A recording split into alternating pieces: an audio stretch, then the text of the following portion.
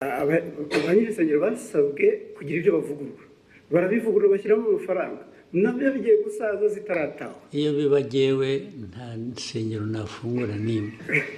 N'ibyo dukora tubikora nyine byose kugira ngo abantu nayo insengero muri development, muri ibi byose twavugaga intambara ziri ku isi na survival y'igihugu, insengero zifitemo uruhare iki?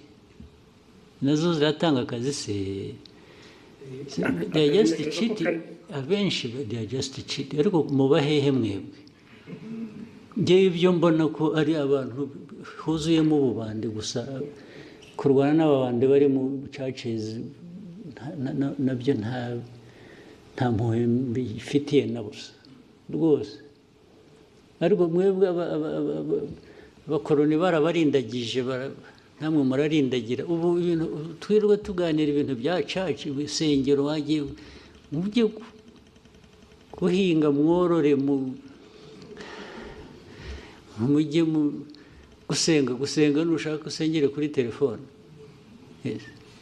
Ibyo churches aho byaturutse ntuhazi. Churches ahantu hose ziri, ahubwo ndetse buriya nuko dushaka gushyira ibintu mu kuri, tudashaka guhutaza abantu, tugira kwigisha, naho hafunzwe nke. Ikibazo kirimo nyakubahwa Perezida wa Repubulika, kubera hari uturere tumwe zifunguye, abaturage baturuka mu turere ho zifunze bajya gutera umubyigano. Naho tuzazifunge ahubwo. Yes, aho ziri ubwo tuzazifunga, bajye basengera mu rugo rwose.